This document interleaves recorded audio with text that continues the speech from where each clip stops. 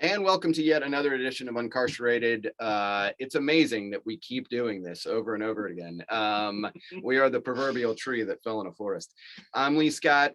Kevin Scott. And each and every week we bring you any number of stories from the world of criminal justice, prison reform. The main focus of this show is we have conversations, enlightening, just wonderful conversations with some really amazing people as they are in their journey home from various institutions. We also delve into people that are doing work like Kevin and I do in justice and prison reform as well. But the main focus of this show is people having the ability to share their personal narrative and their journey in a different light. And I think Kevin and I's feeling about doing this show was too often this is the silent portion of the United States, the people that never get a chance to tell their story. We don't have any problem seeing their story in the news when they get in trouble, but having a chance to like really have a voice, I think, if nothing else, is rehumanizing. I had the thought today, Kevin, about our last guest, Derek, that like, even if no one ever watched this show, the idea that he is in prison right now and was able to call in and share his story, I mean, like, just for him, like, what, I mean, he really isn't doing anything creatively, and like the ability to like share his voice is huge. I would do this show just for that. Absolutely. Yeah. I mean, I know from being on the other side of that phone call, being somebody inside, like just desperately wanting to connect with the outside world. And like, you know, like we know that you're sort of told to bottle up a lot of those like feelings and be able to sort of like release the valve a little bit, share your experience, feel like you're actually like valuable. People are actually like hearing your voice. People are interested. I think that goes a long way. And I feel the same. If it was only that, if it was only people just sort of speaking into the void, good enough. Yeah, good enough. I mean, I was already doing it myself, so it's nice to do it with someone else. You're a void expert. Yeah, absolutely. So we are very pleased today to have a guest that I've wanted to interview for about 10 years, probably. I can honestly say that this, and I'm probably going to embarrass him here, but this person was my idol when I was in prison. This is the person that like I saw what they were doing with their life and what they were involved in, and thought, that's what I want. This is who I want to be like. Just like the love and care they gave to people around them, the way they carried themselves, like how many things they were involved in, which, you know me, I try to do as many things as possible, usually poorly. So we're very happy to bring on a good friend of mine, Corey, supervisor now at Cisco and associate minister at his church. So Corey, hopefully will be able to join us right now on Uncarcerated. And hey, big reveal. Gentlemen, how you doing? Hey, that introduction made me sound pretty good. Thank you. Yeah. I tried to zhuzh it up a little bit. So this is just basically going to be like point counterpoint that we used to do in Toastmasters. This is great. Oh, wow. Yeah. Were you president of Toastmasters? I think you were, weren't you? Yeah, I was president of Toastmasters. I think 2 terms. For 2 years, I had the headache of being the president of Toastmasters. He was the FDR of Toastmasters. Yeah, he would have had a lifetime appointment, I think. And it wasn't just me that felt that way about Corey. I think everybody looked up to Corey. So a leader among men. Corey, welcome to Uncarcerated. We really appreciate you having you on. So I think the best way to do this is just to hit the rewind button, get in the time machine, and let us know. I think I just want to like touch on a couple of personal things. Did you play basketball at the University of Missouri? Is that right? You played college basketball? I played basketball there. I was there for a year and then realized I wasn't good enough to really ever get playing time there. And then I transferred to a smaller college, Columbia College. And so I finished my career playing there. So luckily enough, I was good enough to get playing time there. Finished as an All-American my senior year. So it was a great time. That was back when my knees still worked. And did you grow up in Missouri? I was born in Chicago, raised in St. Louis. Yes. Cool. And what was your home life like growing up? I mean, what did you have come from a tight family? Were you involved in the church? Like what was it like, being Corey as a child? Hey, my parents, if you met my parents, you would wonder how in the world they ever met, because my mom was always the go to church 3 times a week person. My father was the stay away from church as much as you can person, because so they were but they went to college together. They went to a small college in Michigan together. That's where they met, at Albion College. I don't think anybody's ever heard of it unless you went to Albion College.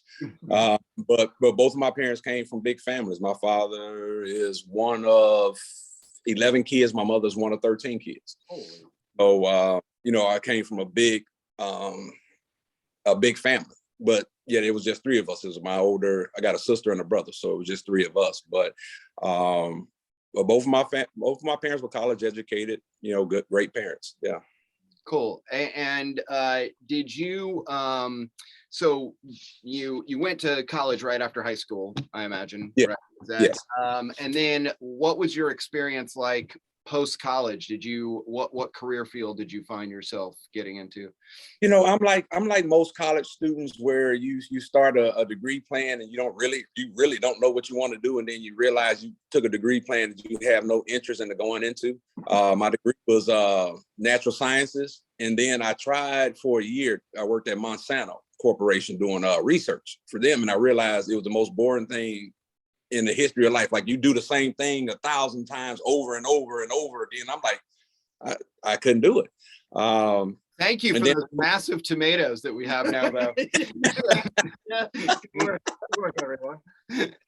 Because believe it or not, what I was working on at the time was what they call it, bovine somatotropin, which is an injection they give in the cows to make the cows produce more milk.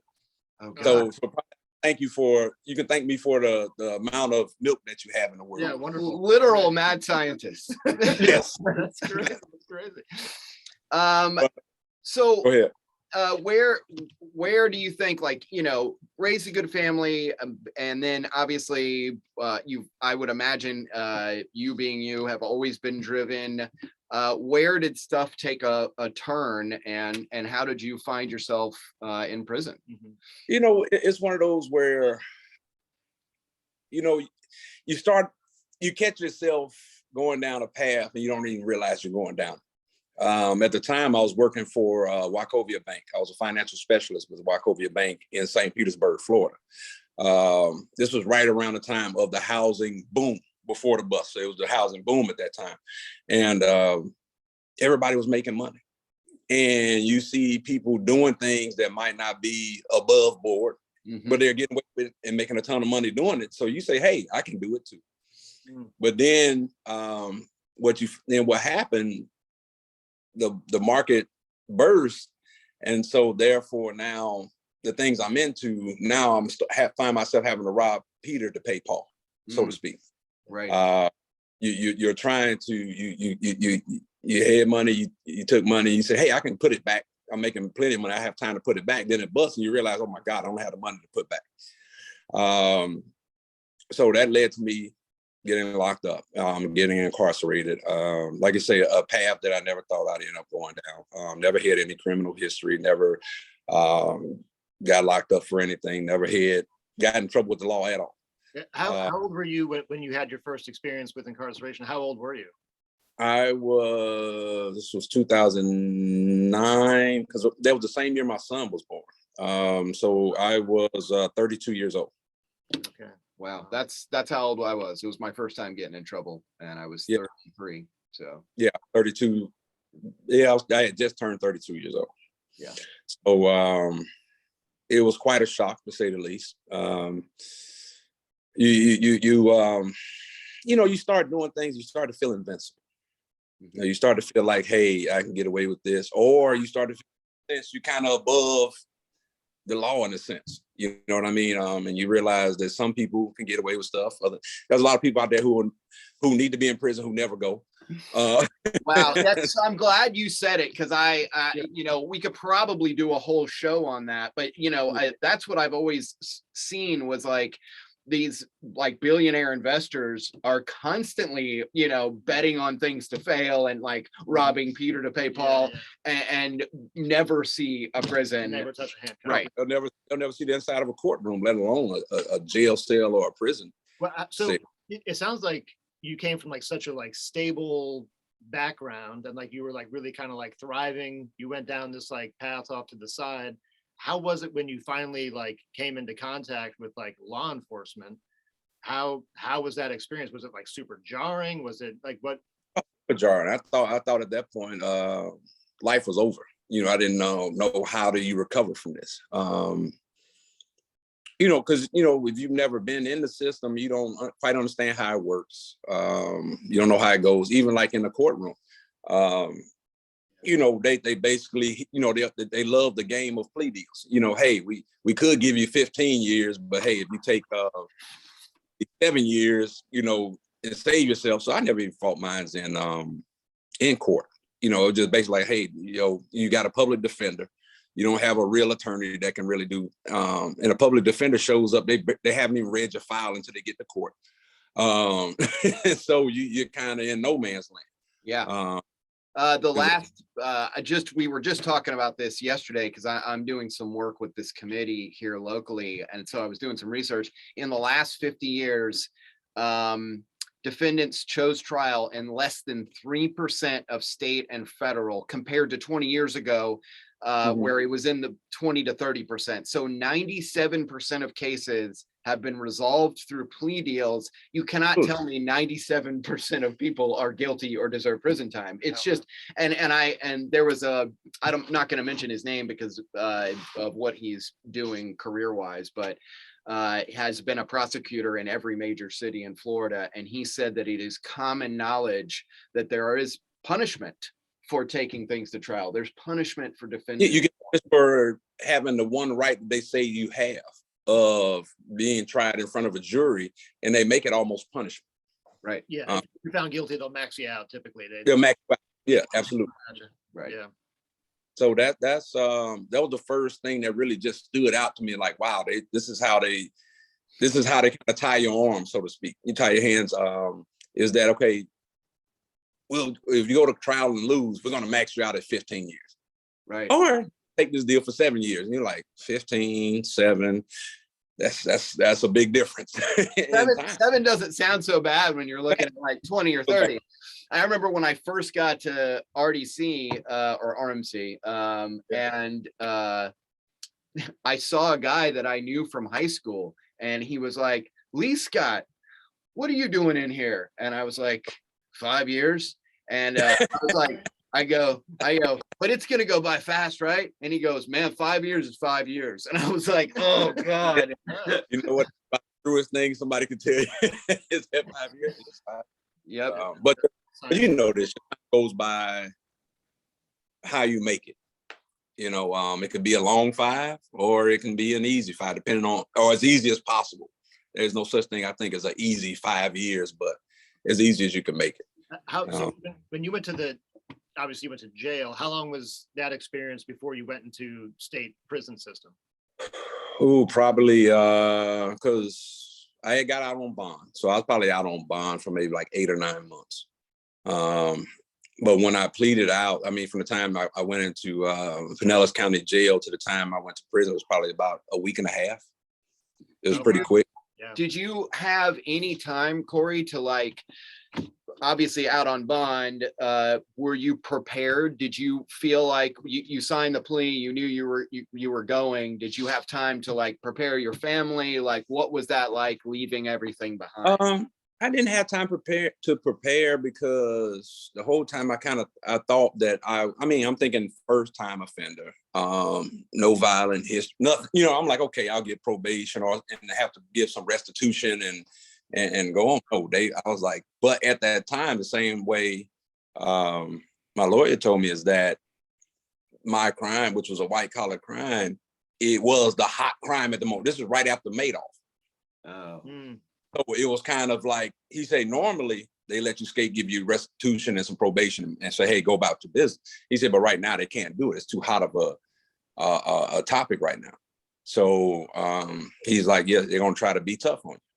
And I knew guys who committed violent crimes. I'm getting in there finding guys who on their third, fourth time around who had got 2 and 3 years. I'm like, how in the world do I have 7?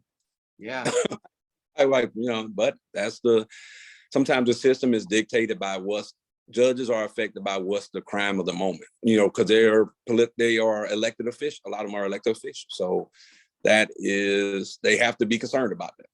Do you feel like that you were punished for being a successful person in general? And what I mean by that is, I think I definitely experienced in front of the judge, like you had no excuse for doing this. You knew better. You had a job. You were doing well for yourself. You can clearly articulate yourself in the courtroom. While I did have some trauma in my life with my wife passing away, and there were some, reasons for what I had done, I did feel like, he looked at me and was like, you knew better. I'm punishing you. I wonder if you had that experience at all. Oh, absolutely. Because even my attorney had told me, I showed up to court, and I figured I was supposed to dress nicely in the courtroom. He told me, you're overdressed. And I'm like, what do you mean overdressed? Like, he's like, the judge is going to view it the wrong way. Like, so if I came with my pants sagging, and I'll be better off in some beat up clothes. He's like, yeah. So he had me start I had to take my watch off. I had to take, certain things. Like, no, take that off, take that tie off, the tie's too nice. And I'm sitting there like, wow.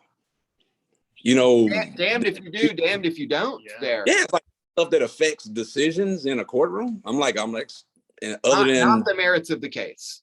Yeah, right. It's like, we were talking yesterday, like if the judge is having a bad day, or like, maybe like a mood can dictate the rest of your life. A stranger's mood can be the thing that like determines you will not see your family again for X number of years, which is insane. That it's like it is so perilous. It's so, it's just like whimsy almost. Yeah. And then I know in Florida, they have this point system that actually means nothing. Yeah, I didn't score out to prison, right? Yeah, because I didn't score out to prison. Right, me neither. But it was like, I was like, what's the point of the point system if it has no bearing? It doesn't do. Like, what are we doing here? Yeah, Corey, I think we'd be remiss if we didn't mention we're a couple of white guys. I don't know if you knew that, but breaking news. We like to apologize. Any problem is because of us. But I would like to, I don't want to like just glance over the fact that you're a successful Black guy. Do you think that played a part in this as well? I mean, if you're one of your counterparts, all things being equal, would they have received this kind of time? I always felt like no, they wouldn't. You never know, but in my heart of hearts, because I knew of other people who got in trouble and their time did not match mine at all. And you're like, wow. Yeah. But at the same time, as we knew some guys who were in there who did get a lot of times without saying their names. Some guys did. White guys hit 15 years, but that crime is a little different. But yeah. I always think it has a bearing or plays a part in it. Unfortunately, but yeah. But that's where we live, and that's one of the reasons we do this show is because we want to shine a light on this kind of stuff, because the more we can have these conversations, maybe the less likely people are to be this way, Yeah. So I just wanted to mention that, so you end up, you're in jail for like a week or so. Did you have a chance to do any of the crash course on what you may be expecting? Recon? Yeah, I had a little recon mission. I had 7 months, and I picked a guy who I had known from when I was like 18, 19 years old. I'm not even going to sugarcoat it. It was real scumbag. And he had already been to prison twice, and I would play Scrabble with him. And I used those Scrabble sessions. Yeah, no, he was good. He was a beast at Scrabble. But I used those Scrabble sessions to crash course myself for what I might expect going to prison. Right. Do you have anybody to say, here's what's going to happen? No, I didn't. All I can really lean on is the stories I've heard from people I knew who had been. On how to conduct yourself in there, how to deal with things. But there's no real crash course like the movie. What's the movie? Get Hard with yeah. So, I mean, so when you arrived, where'd you go to Lake Butler? Is that where you went through? That was your process? Right. Well, Pinellas County Jail, they took me to Lake Butler, which mostly if you're in North Florida, that you're probably going to either ORMC, which is in Orlando, or you're going to Lake Butler. Now, when I got to Lake Butler, that's when the shock began. Yeah. Because that's when they really start to kind of shape and mold your mind to let you know that you're no longer human. I mean, from the moment you get there, it's about bringing you, as they say, breaking you down. But there's never a building up process. You have to build yourself up, but they do a great job of breaking you down. That's for sure. Last year, I interviewed a mutual friend of ours, Corey Hayes, Mm-hmm. who talked about that experience going into Lake Butler and being screamed at. And he said, as soon as they were like, get naked, I was like, what? Yeah.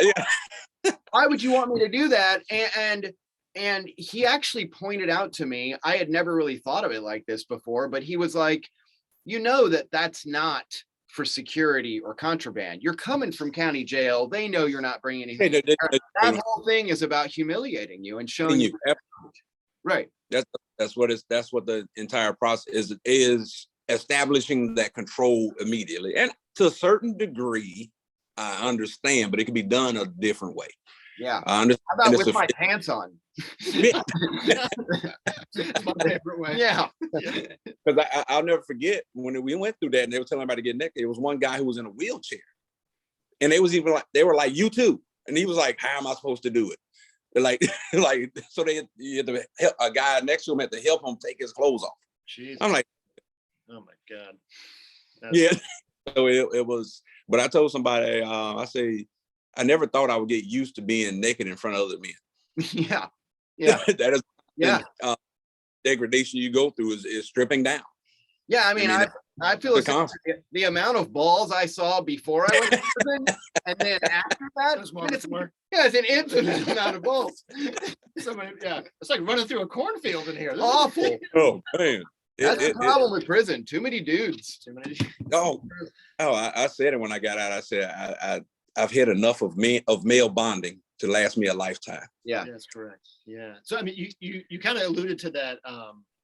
They expertly break you down in a variety of like psychological and physical ways.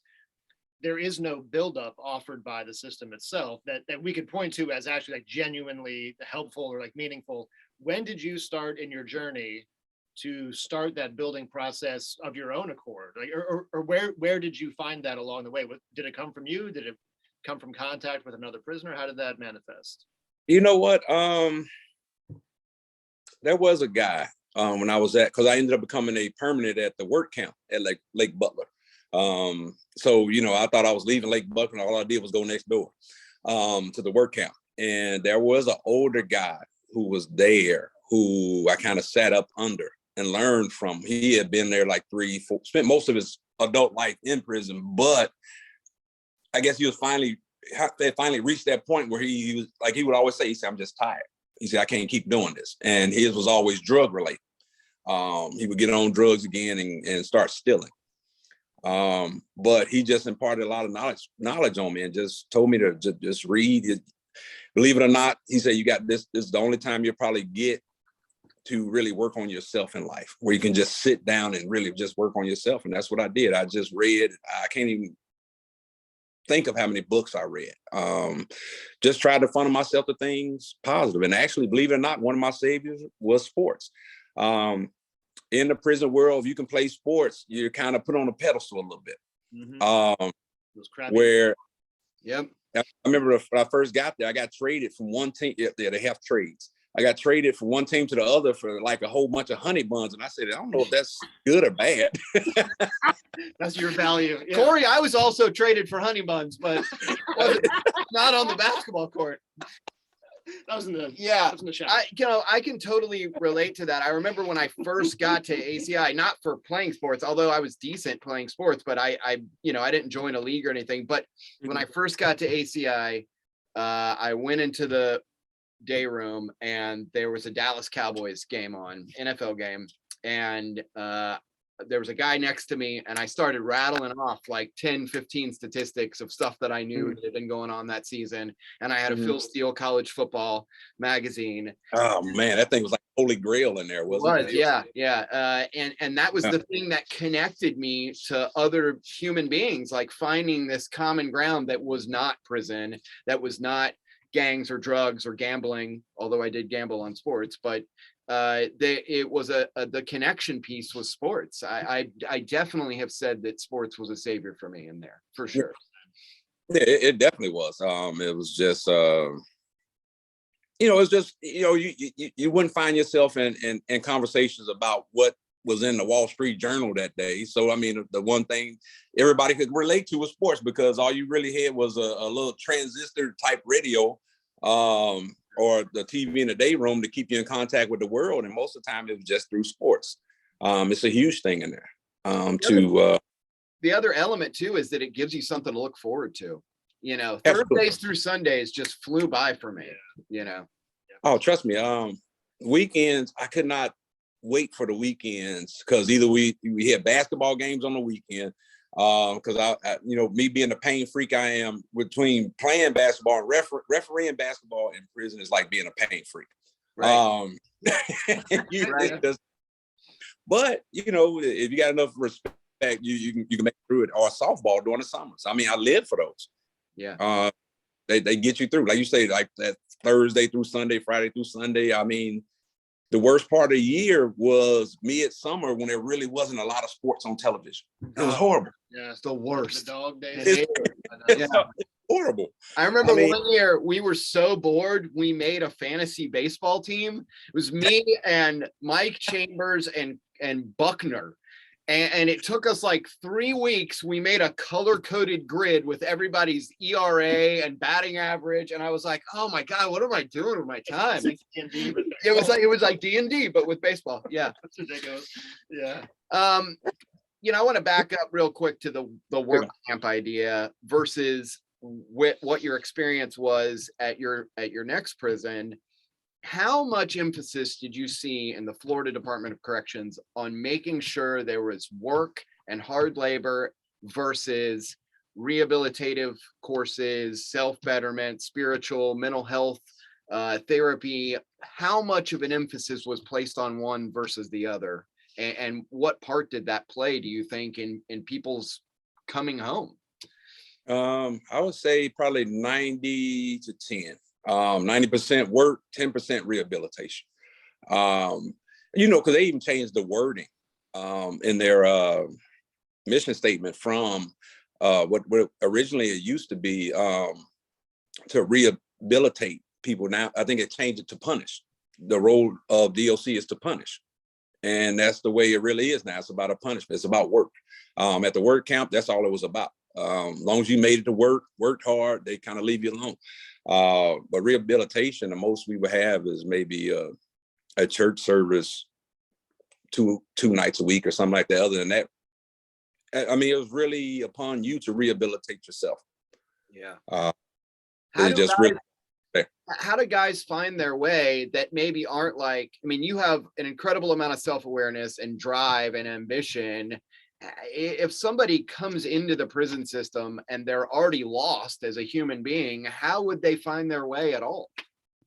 The only way they will find their way is by the influence of others who help them go further along the wrong path. It's you watch it, these guys come in, especially the younger guys. They come in and they latch on to other guys who are doing the same things they used to do when they were on the street. So whether it's through drugs, whether it's through gambling, whatever it may be, fighting, whatever it may be. Even when I was at the work camp, just to entertain themselves at night, they used to have Friday night fights. Yeah. Where they just line up fight. They would just line up fights for entertainment on Friday night. I mean, imagine that. For entertainment, we're going to just line up fights. Yeah. And there's the only rule was is, if you get hurt, you just got to suck it up. Nobody's going to the, going to the nurse or whatever. You just, so you try to keep your punches below the face line. It's just like, this is sad. Right. But I mean, it's the rehabilitation side of it is minimal. I don't know how we correct that. Even the guards after a while, or the officers after a while, they get conditioned to it.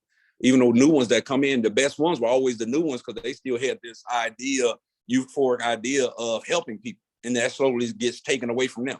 Yeah. Over time, where they tell them they're entirely too nice. Imagine that you're being too nice to people. You're giving them too much leeway. Mm-hmm. You were actually looked at as a better officer if the meaner and more controlling you were, the better officer you were.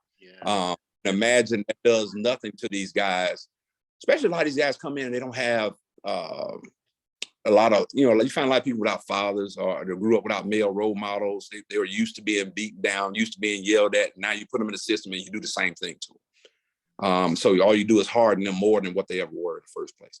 Yeah. And then, on the other end of that, when that person comes out of prison, they're demonized for their failure to adapt or be successful. Mm-hmm. Like, well, you were just torturing this person for several years, systematically and purposefully, and you're now going to punish them further for the end result of your actions now.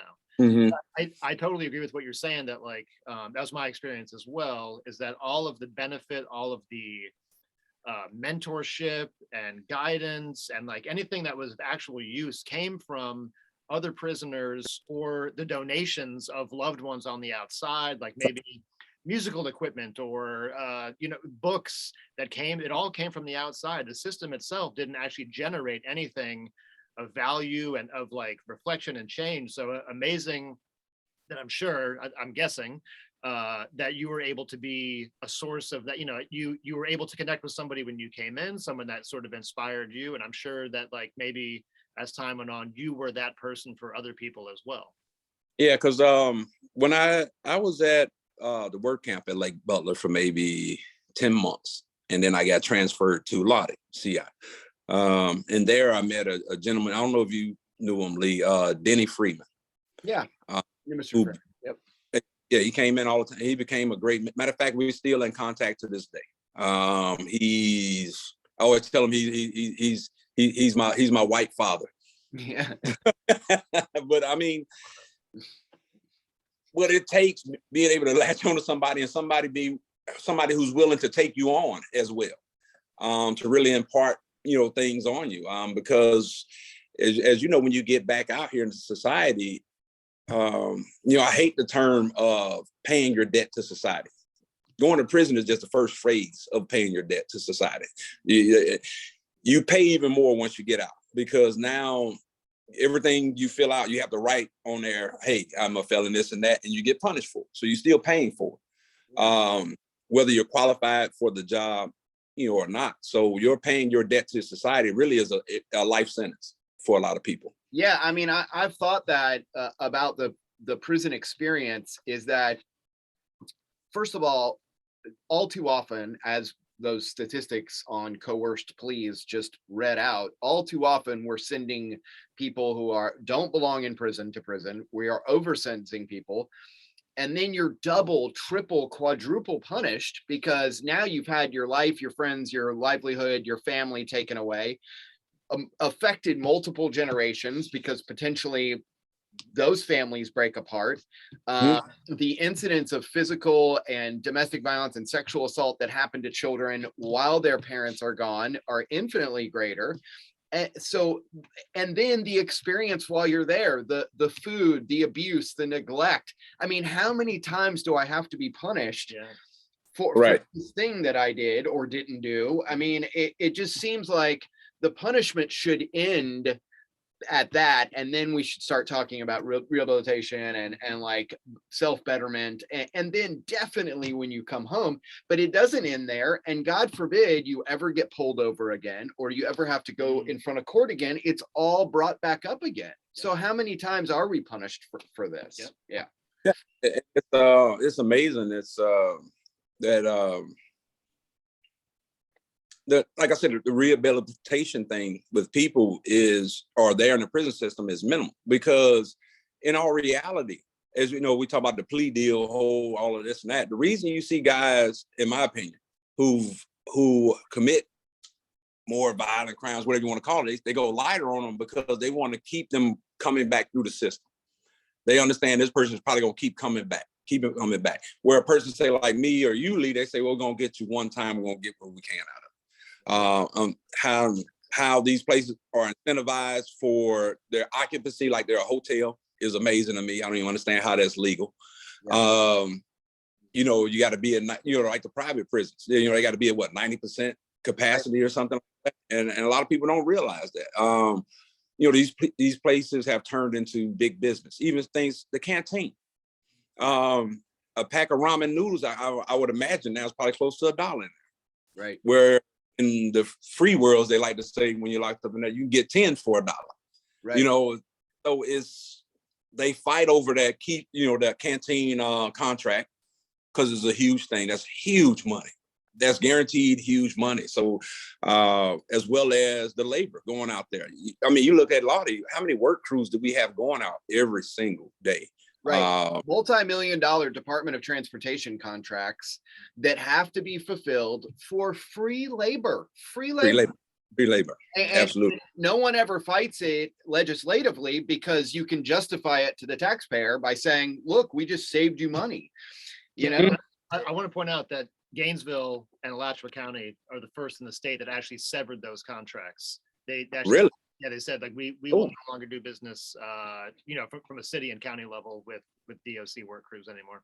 Yeah, so the Lottie crew that used to go to Gainesville is no longer. They don't pick really. Up. Yeah, they don't pick up anymore. So yeah, so you kind of hit on something there too, like the canteen part, just like the expense. I think it's something that a lot of people don't appreciate, is like the financial component and how expensive it is to be someone in prison. So like, Florida doesn't pay prisoners.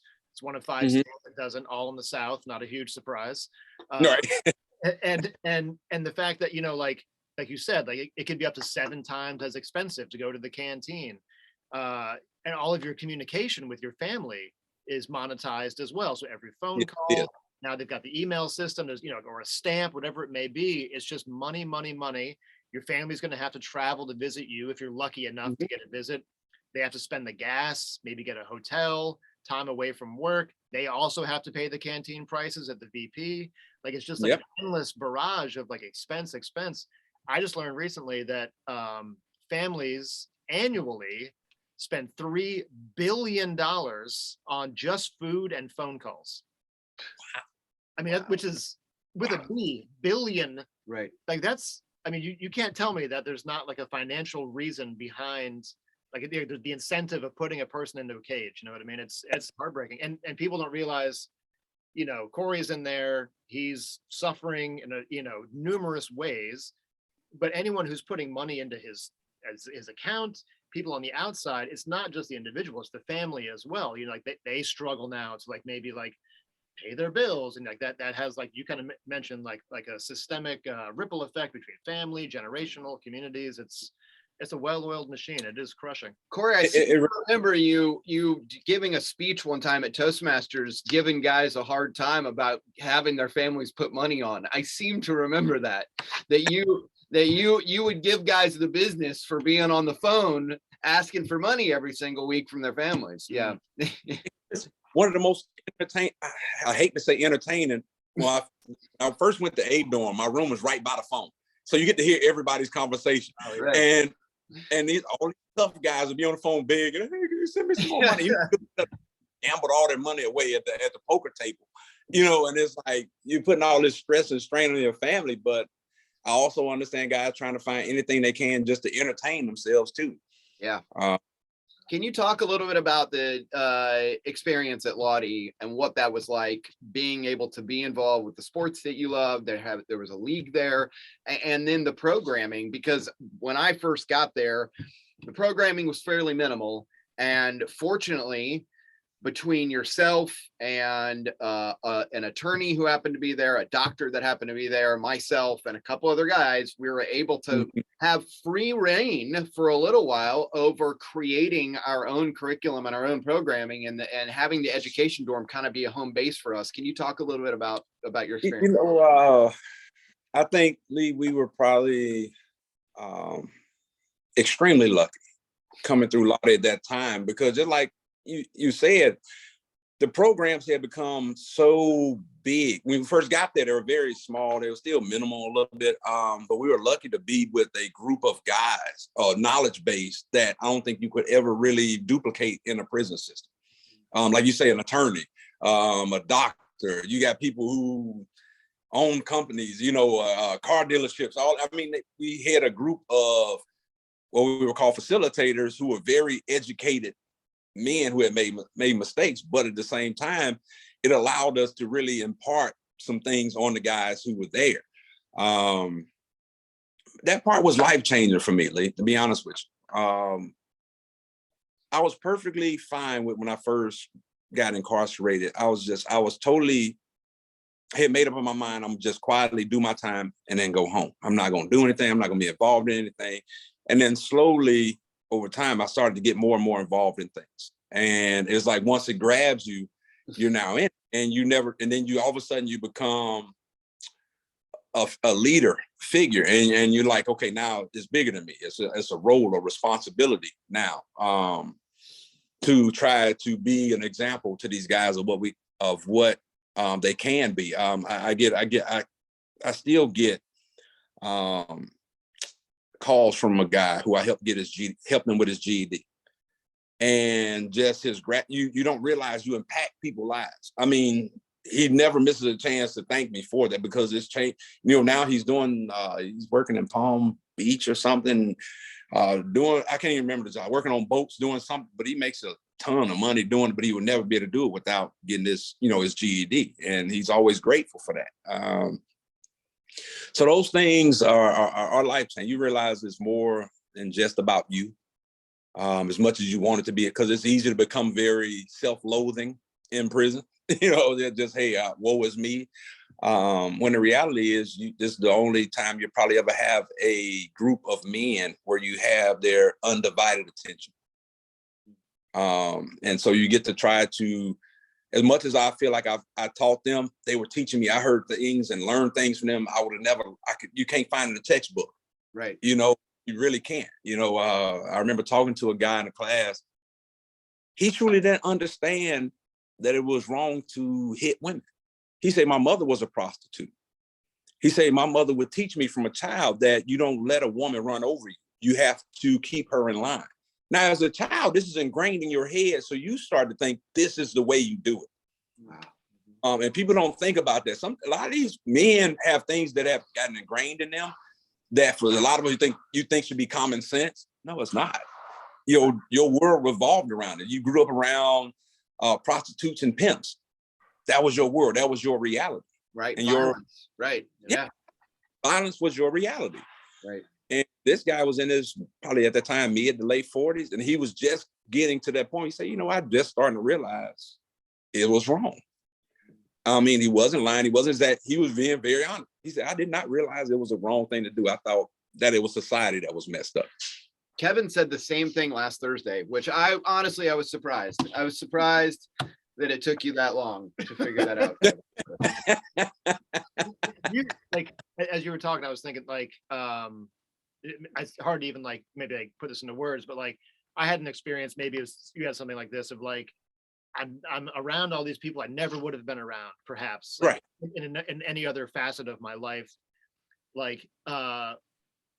almost begrudgingly, what a blessing, what a privilege to be in the company of men who grew up around such violence and who were raised by prostitutes, whatever it may be. In some way it was mind opening and expanded what I would consider to be my community. Did you have any sort of did it change your worldview or your perspective and how you might relate to your community, in there and then also beyond?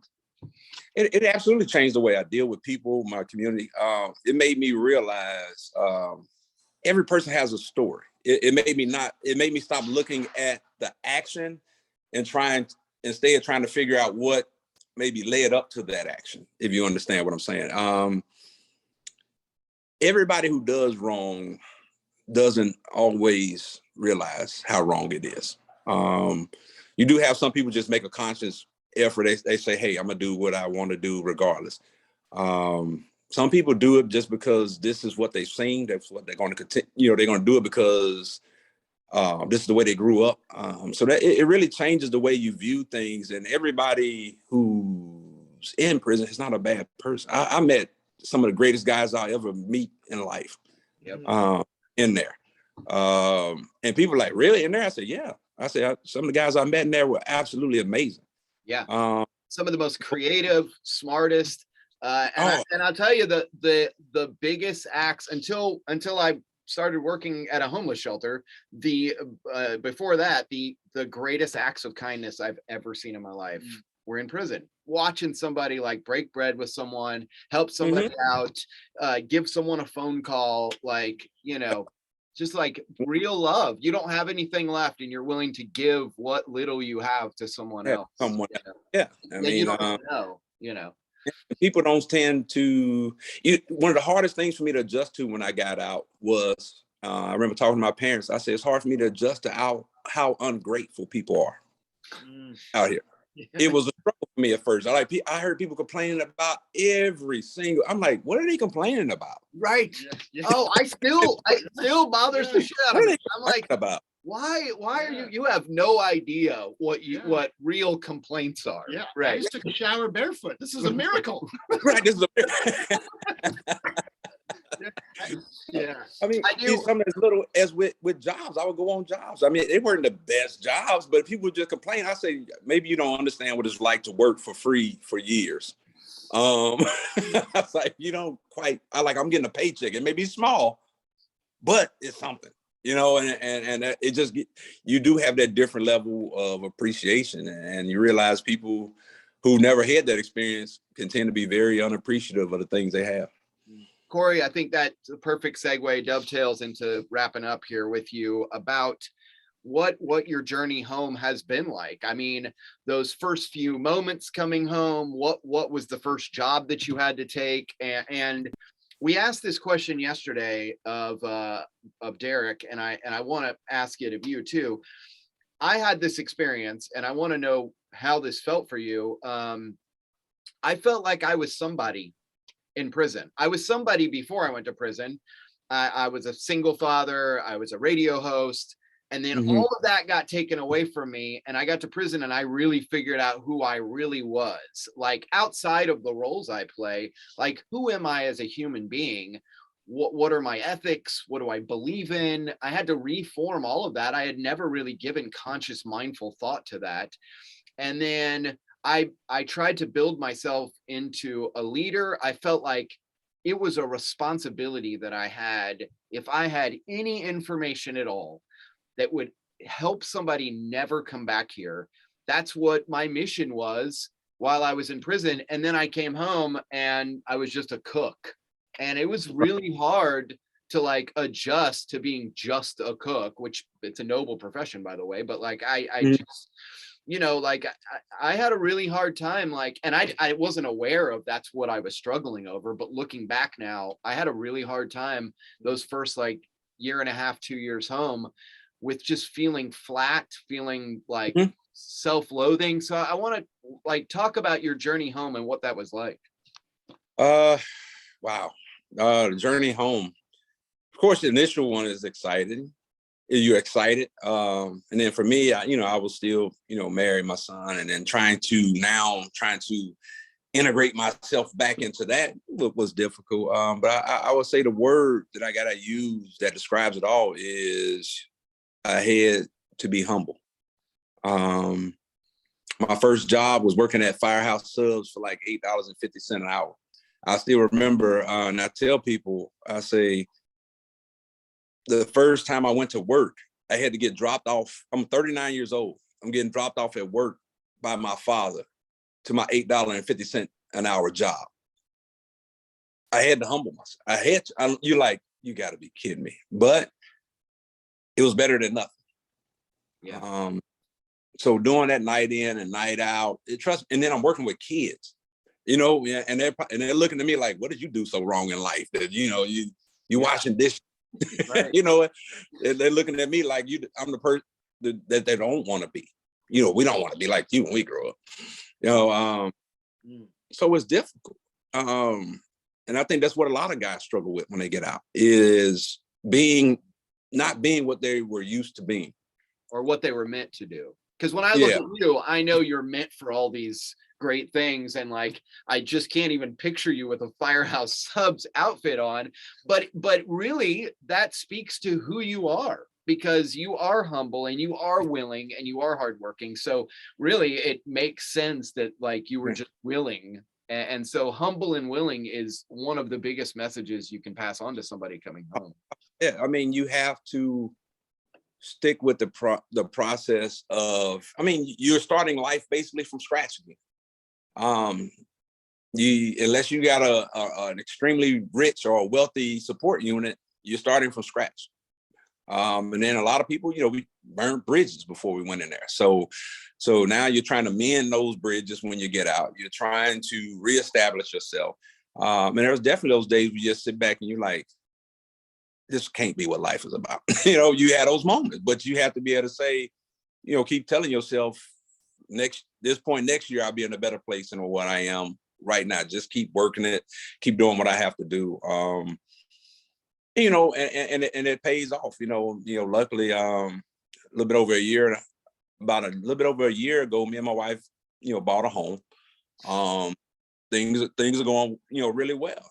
My son's in private school. I can pay private school tuition. But I'd be lying if I said it was not difficult. People say, hey, what do you do for a living? You're like, nobody wants to say, hey, I work at Firehouse Subs. I'm 40 years old and I work at Firehouse. By the way, we can just forget about them ever being a sponsor now. You hungry? Let's go to Firehouse Subs. Doesn't that sound great? Firehouse Subs, it's amazing. Delicious. Yeah. And it's not, because I'm always grateful to them, because that was the start that I needed. So I'm eternally grateful to that job. I don't knock it one whit. I'm thankful for it. Matter of fact, when I was at work release, they employed a lot of guys from the work release center. So they, matter of fact, one of the guys who we were incarcerated with, I want to say he's like a GM or something like that now with Firehouse Sub in Jacksonville. Nice. He gave me a job. He gave me a job over at San Marco or whatever it is, that area. He gave me a job when I got there, and he was already a manager then. Now he's probably making easily a six-figure salary. He worked his way up through there. Awesome story. Yeah, I see him online. He's bought this big old spread, a big old farm, all this. So amazing. So Firehouse is awesome. This is a great promo for Firehouse Subs. Like we are definitely calling for sure. So how long have you been home, Corey? September 2015.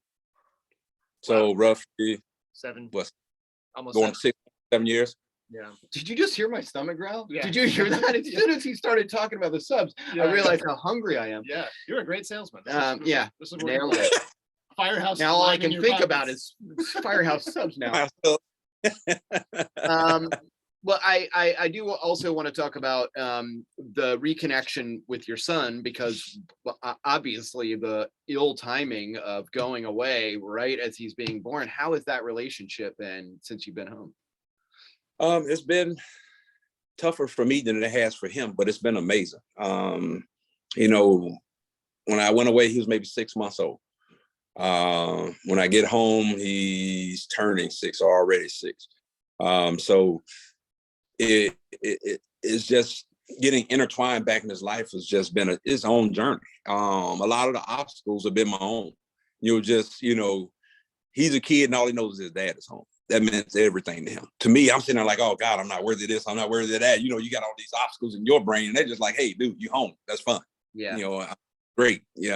So it's been a great, even as we're speaking now, when I get off from here, I got to go drop him off at my sister's house. Me and him have been home alone, so to speak, for about a month now because my wife is on a nursing contract in Oregon. So, so she does travel nursing, but just been me and him. But it's been awesome. It's one of the biggest growth curves I can experience in life with him. Awesome. So it's just awesome. Kids way of looking at you. Oh, sorry. Go ahead. Yeah. Sorry. Yeah, just kids way of looking at you. They see the best in you instead of seeing the worst in you, and that's a beautiful thing. What are you doing career-wise now, Corey? What's Say up? again?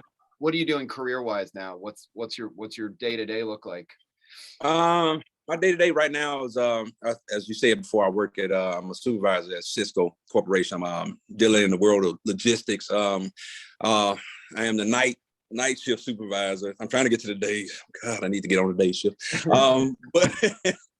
But I spend my days staring at the computer, trying to figure out how to route trucks and how to get stuff to different places. So it's but it's been its own process. I've done the, working at warehouses, unloading trucks. I remember I worked at one, and it's not air conditioned to me. It's summer inside these trailers unloading trucks. It's 100+ degrees. So, but they were all experiences that led to me getting to this point and being able to continue to move forward. So, I noticed that most of the guys I've seen who go back, they suffer from, that the impatience of they'll start off trying to do it right, but then they're making nowhere near the money they once made.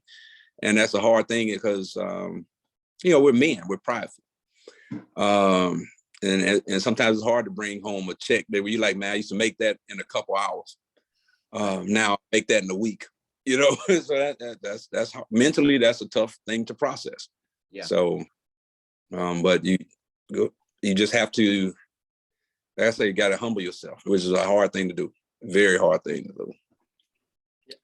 I will just say, like, I know we're near the end. We have to wrap it up here soon, but like, amazing to hear your story and the fact that like you seem like you like composed yourself so well and like really took that opportunity to like do a lot of like self-reflection and like there's any number of avenues that you can take while you're incarcerated, like any like like nefarious things to get involved in. You can like really turn into like a some like down some like dark paths, and we've seen like do some horrible things to themselves and other people and all that stuff. So your story is like truly inspirational. The fact that you had that time in there, you could have like worked on yourself and kept that to yourself, but the fact that you like turned that around and like supported other people while you were there and like that most like vulnerable time, and like those impacts are still showing up.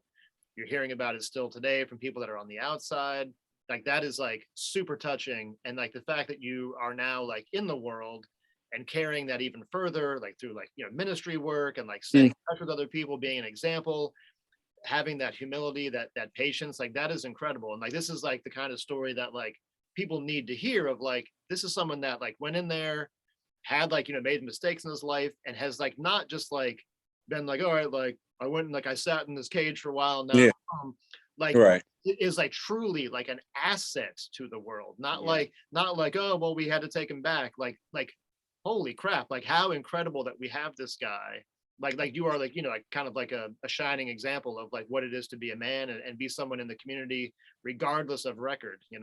Yeah, I want to echo that, Corey. I've always felt that way about you, and I'm super proud to know you. But also, he is a shining example, but let's point out that it was not because of the institution. It was because it was in spite of. And so I would love to see a revolution where the policy becomes to have a framework set up to make those things possible, for everybody.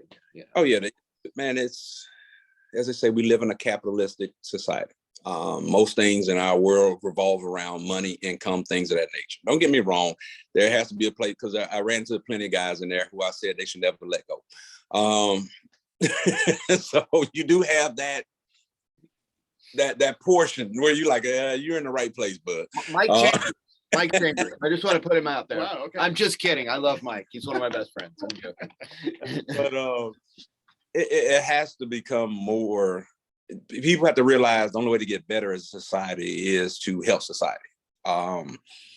Not try to bury our secrets, try to bury or push people away, or forget about the people who you say are not worthy of this. who is anybody to say that somebody's not worthy of this or that? Some of the greatest minds we've ever had in this world have come from people who started off the wrong path. So it's we have to do better. But the first part is to get people to understand that what they believe this system is, or what goes on in the system, is not what truly happens. They can present things to the public like, hey, this is what we do, this is what's going on. And then most guys will tell you, no, it's not even close to what goes on in there. There's very little building up. There's very little encouraging people to do better, to do different things. You may get the rare officer who actually takes their jobs seriously, like as far as trying to help people, but they're in the minority. It's a tough environment. It's a tough place. Computer enter. We're gonna lose it. All right, low battery. Go for the cord. Well, yeah, So- I agree. Like Lee was saying, like your strides were made not with thanks to the system, but in spite of the system. Yeah, and so the fact that you've said the word building a few times. The fact you were the builder. Mhm. Like you were the one that like did the work. You were the one that was providing the actual the building. Save the itself. show. I Way to saved go. the show. Good job. You're a hero. You're a true hero. No, that's amazing. And yeah, truly applause worthy, sincerely. And Wow. trust me, Lee Scott helped. That he was definitely a part of the.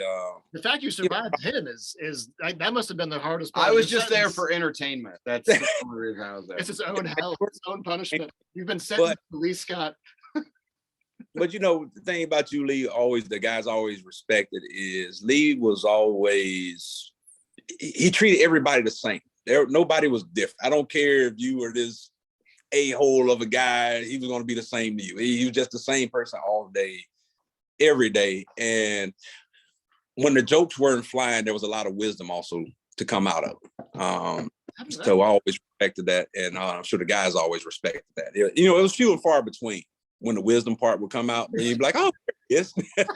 How did this turn into a roast all of a sudden? Thank you, Corey. I appreciate that, man. It means so much coming from you. Last thing before we let you go, mandatory rec. It's our segment at the end of the show. Have a little fun. Give me 2 things that you're listening to and 2 things that you're watching on TV right now that you would recommend. Oh, and Ghost. This. Oh, did we lose you? No, yeah, I'm like you. I'm like, I probably I got about 20% power, so I'll make it through the show. Gotcha. On Stars is it's a show Ghost that I watch. Okay. From the series Power, which I would recommend people to watch. I don't watch a lot of television. I'm always either working or doing. My son, I don't do a lot of television, to be honest with you. That's good. Probably good. Right answer. And even like with music, I'm such a square, man. I sit in my car and I listen. I'll instead of music, I'll listen to sermons or self-help topics and stuff like that. So is there anything that you can recommend, like a self-help book or something on audio that you would recommend to anybody out there? You know what? Weirdly, what I still utilize to this day is the 7 Habits of Highly Effective People.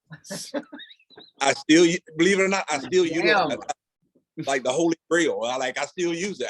To bring if I find myself getting out of sorts, I reread some stuff and bring myself back in. It's a great book to get your life organized and make yourself more, what's the word I would use? Useful, I guess, or more organized, effective. Yeah. Corey, thank you so much for joining us, man. This has been enlightening and as usual, you knock it out of the park. You're just such a gem of a human being. So the world is better with you in it, for sure. No doubt. Thank you guys for giving me this opportunity. What you guys are doing is much needed. And I appreciate guys like you who are willing to bring that to the forefront. Thank you. Yeah, thanks, Corey. Take care, man. Catch up with you soon. All right. You too. And that's going to do it for Uncarcerated. That was fun. What a great guy. Yeah. Awesome. Right? Yeah. Truly. Just, special. Yeah, he is a special person. There are people that like their vibe almost like cannot be contained by the distance. Like they almost like comes through the screen or like through his just aura or something like that. Like you can just tell like immediately like, God, this is someone that you want to be around. This is somebody that's got like some resonance and some like impact. You know what I mean? Like, he Right. Could you see what I saw when Absolutely. I first Absolutely. saw him? I can't remember what class it was that we were taking, but he was in something and he was not teaching. He was just there as a participant. And I just saw some of his answers in the class and I was like, whatever he's doing is what I need to be doing. I have in my one of life. those. Right. Yeah, Yeah. And he's not a guy that like you can see taking a back seat in life or in the room. Like he has a commanding presence. Thank God that he has substance. And that's one of the things that you learn in 7 Habits, which is there's character ethic and there's personality ethic. Plenty of those guys can own a room. I think I was guilty of that. You know, I had all the skills of a radio host or a car salesman, but none of the character principles that backed up any of that stuff. So thank God that he had some ethics because people were going to listen to him no matter what. Yeah, great. I would love to even circle back with him at some point and see how he's doing. Like amazing journey, amazing spirit. Clearly, like he's got a good head on his shoulders, and yeah, like you said at the end, like the world is better with him in it for sure. Awesome. All right, well, that's going to do it for us, Kevin. I will harass you through text all week long. We should watch The Bureau, by the way. Great show. Have you heard about that? I have not. It's on Amazon. It's really good. It is so good. It is so good. He texts me at least twice a day telling me about this show that I have not watched, and now I'm going to refuse to watch it. That's my mandatory rec. Mandatory rec. Rec. All right. See you guys later.